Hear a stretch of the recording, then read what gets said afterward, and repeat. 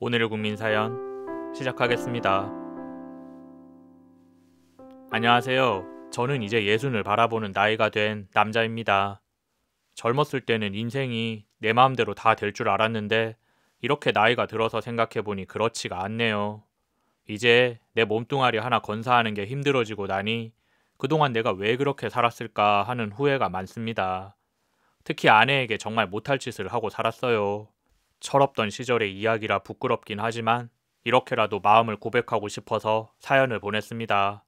들어주시고 단소리, 쓴소리 마음껏 해주시면 고맙겠습니다. 젊은 시절 저는 동네에서 작은 철물점을 운영하고 있었습니다. 가끔씩은 수도를 고치거나 간단한 수리를 하기도 하면서 밥 벌어 먹고 살았어요. 넉넉하게 살진 못했지만 동네에서 성실하다는 소리 들으면서 살았지요. 그렇게 살다가 동네 어르신의 소개로 지금의 아내를 만났어요. 말하자면 중매 결혼이었죠.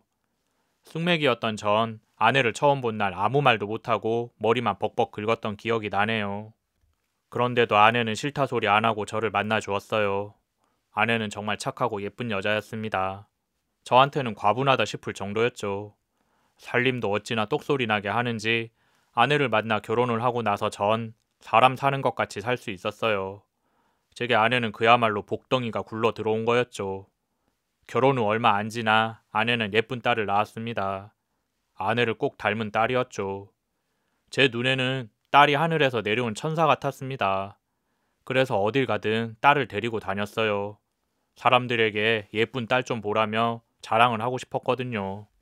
요즘 말로 딸바보 아빠가 바로 저였어요. 엄마 아빠의 사랑을 듬뿍 받아서 그런지 딸은 잘 자라주었습니다. 잔병 치레 한 번 안 했고 부모 속 썩이는 일도 없었죠. 7살이 되면 고집이 세진다는데 우리 딸은 그렇지도 않았어요. 외모만 그런 게 아니라 마음씨도 비단결이었죠. 그런데 그렇게 천사 같던 딸아이가 정말 하늘의 천사가 되었습니다.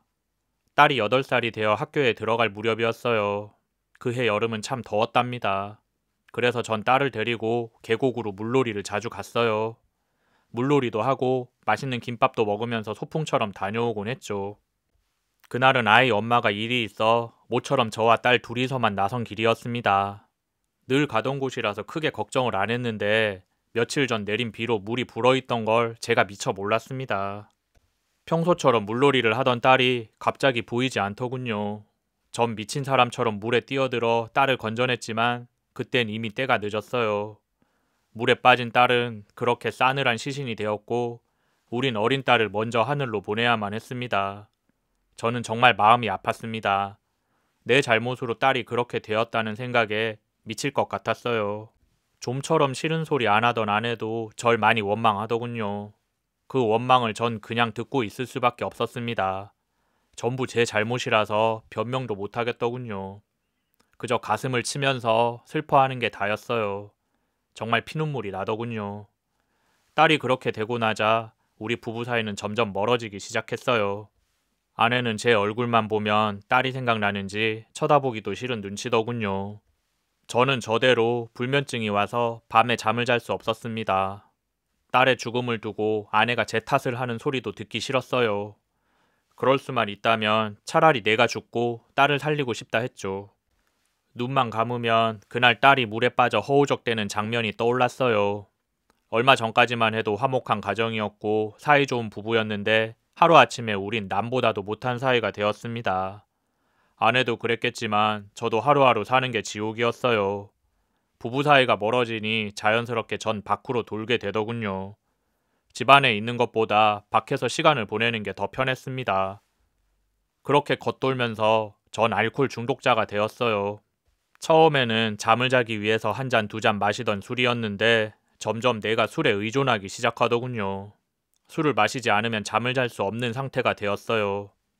그런데 그땐 내가 중독인 줄도 몰랐습니다. 지나고 나서 생각해보니 알코올 중독 증상이었더군요. 매일 밤 술집에 혼자 앉아 안주도 없이 술을 마셔댔습니다. 술에 취해 있으면 딸 생각도 조금 잊을 수 있더군요. 그러던 어느 날이었습니다. 그날도 전 술집 구석에 혼자 앉아 소주를 마시고 있었어요. 그러다가 우연히 한 여자의 얼굴을 보게 되었습니다. 그 여자도 혼자 술을 마시고 있더군요. 뭔가 사연이 있어 보이는 얼굴이었습니다. 나도 모르게 괜히 눈길이 가더군요. 그리고 며칠 후 같은 술집에서 전 또 그 여자를 만났습니다. 그날도 저와 마찬가지로 혼자더군요. 저보다 먼저 와서 마시고 있었는지 이미 많이 취한 얼굴이었어요. 그런데 그 여자가 저를 빤히 쳐다보는 겁니다. 당황해서 눈길을 돌렸는데 그 여자가 벌떡 일어나 제가 앉은 테이블로 오더군요. 그리고 혀가 잔뜩 꼬인 목소리로 왜 자꾸 자기를 쳐다보냐고 묻더군요. 전 당황해서 미안하다 했습니다.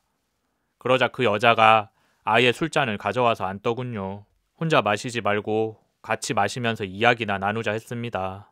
속으로 불편한 마음이 들었지만 그러라고 했죠. 그렇게 그날은 혼자가 아니라 둘이서 술자리를 하게 되었어요. 그리고 이런저런 이야기를 나누었지요. 이상하게 말이 잘 통하더군요. 처음에는 그냥 시시한 이야기만 나누다가 술이 취하면서 속 깊은 이야기를 하게 되었어요. 그런데 그녀의 이야기를 듣고 전 깜짝 놀랐습니다.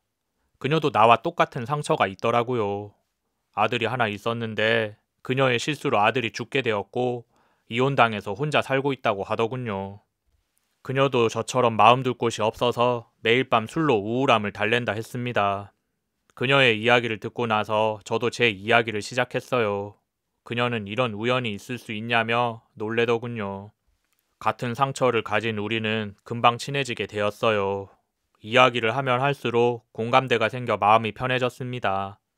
평소에 마시던 술은 마실수록 속이 쓰렸는데 그날은 술이 위로가 되더군요. 늘 마시던 것보다 많은 술을 마셨고 그날 밤 우린 밤을 함께 보내게 되었어요. 누가 먼저랄 것도 없이 우린 서로를 원했습니다. 낯선 여자의 품 안에서 저는 많은 위로를 받았고 그녀도 그랬다고 하더군요. 그날 이후로도 그녀와 난 자주 만났어요. 만나면 술을 진탕 마시고 취한 채로 모텔에 가곤 했습니다. 단순히 성욕 때문은 아니었어요. 그녀와 이야기를 하며 술을 마시고 서로 보듬고 있는 것이 제겐 심리치료 같았습니다. 마음에 응어리진 무언가가 그녀를 만나면 조금씩 해소되더라고요. 그 기분이 좋아서 불륜인 줄 알면서도 전 그녀를 계속 만나게 되었습니다. 집에서는 날 원망하는 아내의 눈빛만 있었는데 그 여자는 날 위로해 주었죠. 술에 중독된 것처럼 전 그 여자와의 관계에 중독되었습니다. 제가 그렇게 밖으로 나도는 동안 아내는 여전히 무기력하고 우울해했어요. 저만 보면 한숨을 내쉬고 별일 아닌 일에도 짜증을 내곤 했었죠. 그러다 나중에는 짜증도 내지 않더군요. 초점 잃은 눈동자로 하루 종일 멍하게만 있더라고요. 그런 아내를 외면하고 전 그 여자를 계속 만났습니다. 숨막히는 집안에는 들어가고 싶지 않았어요. 그 여자를 만나서 숨통이 트이고 나면 집에 들어가곤 했습니다. 하지만 그런 생활은 오래가지 못했어요. 그날도 그 여자를 만나 술을 마시고 모텔에 갔다가 새벽 무렵 집에 들어갔습니다. 그런데 뭔가 이상한 느낌이 들었어요. 불을 켰는데 아내가 거실에 쓰러져 있었고 근처에는 약통들이 뒹굴고 있더군요. 수면제 같았습니다. 쓰러진 아내는 입에 거품을 물고 있더군요.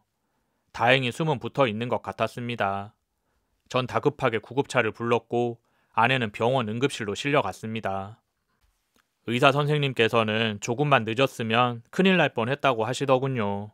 위세척을 하고 며칠 경과를 지켜보면 목숨에는 지장 없다고 했습니다. 그렇게 치료를 받고 안정을 취하고 나니 아내가 정신을 차리더군요. 그리고 옆에 앉아있는 절 보며 눈물을 흘리기 시작했어요. 사실 아내는 제가 외도를 했다는 사실을 알고 있었어요. 딸아이 죽고 나서 아내도 많이 힘들었다고 하더군요. 안 그래야지 하면서도 내 얼굴만 보면 딸 생각이 나서 원망하게 되었다고 했습니다. 제가 밖으로 나돌 때에도 어떻게든 버텨야지 생각했는데 우연히 바람을 피운 사실을 알게 되었고 마음속에서 뭔가가 무너지는 것 같았대요. 처음에는 잠시 그러다가 말겠지 생각했답니다. 그러다 마음이 편해지면 언젠가는 제가 아내를 다시 봐주길 바랬대요. 부부가 같이 노력해서 상처를 극복하고 살아야지 생각했는데 그게 무너진 거였죠. 그렇게 제가 없는 집안에서 아내는 혼자 속으로 앓다가 상처가 굶어 터진 거였습니다. 결국 극단적인 선택을 생각하게 되었죠. 그 말을 듣고 나니 전 정신이 번쩍 들더군요. 누가 머리를 한 대 때린 것 같았습니다. 딸을 잃은 슬픔은 아내도 마찬가지일 텐데 그동안 전 너무 저만 생각했더군요. 뒤늦게 잘못을 깨달은 전 아내의 손을 꼭 잡고 미안하다 했습니다. 그리고 앞으로는 서로 얼굴 바라보면서 노력하면서 살자고 했습니다. 그날 이후 전 매일 밤마다 마시던 술을 딱 끊었습니다. 아내에게 달라진 모습을 보여주고 싶었거든요. 하지만 아내는 저를 별로 믿지 않는 눈치였어요. 마음의 응어리가 너무 커서 하루아침에 회복되긴 힘들었죠. 전 아내에게 말했습니다. 용서해달라는 부탁은 하지 않을게. 그동안 내가 너무 잘못했어. 앞으로는 내가 당신만 바라보면서 살 테니까 지켜보고 믿어줘. 그 말대로 전 정말 열심히 노력했습니다. 웃음을 잃어버린 아내에게 웃음을 되찾아주고 싶었어요. 과거에 있었던 모든 일들을 없었던 일로 할 순 없었지만 앞으로 살아가는 삶은 행복하기를 바랬어요. 손 놓고 있던 철물점 일도 다시 시작했습니다. 일을 마치고 집에 들어오면 매일 아내와 시간을 보냈어요. 몸에 좋다는 음식을 사가지고 와서 먹기도 하고 집안일도 나서서 했습니다. 그래도 아내는 무표정한 얼굴이었지만 보답을 바라고 한 일은 아니었기 때문에 아무렇지도 않았습니다. 그렇게 몇 년이 지났고 저희 부부 사이도 조금씩 좋아지기 시작했어요. 싫은 소리 한 번 하지 않고 아내를 위해 노력했더니 아내도 마음의 문을 열더군요. 평생 용서해주지 않을 것처럼 굴더니 이제는 제가 던진 농담에 웃기도 하고 마음이 많이 편해진 것 같더라고요. 그런 아내를 보니 저도 저절로 기분이 좋아졌습니다. 진작 이렇게 했어야 되는데 라며 후회도 되더군요. 이렇게 노력하다 보면 다시 예전처럼 돌아가서 행복하게 살 수 있을 거라 생각했습니다. 그런데 인생은 그렇게 쉽지 않더군요. 이제 겨우 부부 사이가 회복되었다고 생각했는데 제가 아프기 시작했습니다. 처음에는 피곤해서 그렇겠지 생각했는데 날이 갈수록 몸이 심상치 않더라고요. 병원에 가서 검진을 받았는데 제가 간암에 걸렸다고 하더군요. 딸아이 죽고 나서 술을 많이 마셔댄 게 원인이었습니다. 내 몸을 내 스스로 망친 거였죠. 어쩌면 내가 잘못한 일들에 대해서 벌을 받는 걸지도 모른다는 생각을 했습니다. 그 소식을 들은 아내는 눈물을 뚝뚝 흘리더군요. 그리고 그동안 내가 애써준 만큼 이제부터는 아내가 절 돌봐주겠다고 하더군요. 그렇게 우리는 지난 잘못들을 지우고 화해를 했습니다. 그리고 전 수술을 받았어요. 일단 종양이 있는 부위를 절제하고 경과를 지켜보자 했습니다. 하지만 수술을 하고 몇 년 후에 다시 암이 재발되었고 이제는 항암 치료를 받으면서 연명하고 있습니다. 그동안 아내가 고생을 많이 했죠. 힘든 상황 속에 있지만 우리는 예전보다 더욱 끈끈한 부부 사이가 되었습니다. 제가 앞으로 얼마나 더 살지는 모르겠지만 남은 날들은 전부 아내를 위해서 살기로 했습니다. 남들은 불행한 말년이라고 하는데 전 그렇지 않아요. 아내 손 어루만지면서 서로 위로받고 위로해주면서 오늘 하루 보낼 수 있어서 정말 행복합니다. 여러분들도 부디 건강하시고 행복하게 살아가시길 바라겠습니다. 제 글은 여기서 마칠게요. 고맙습니다.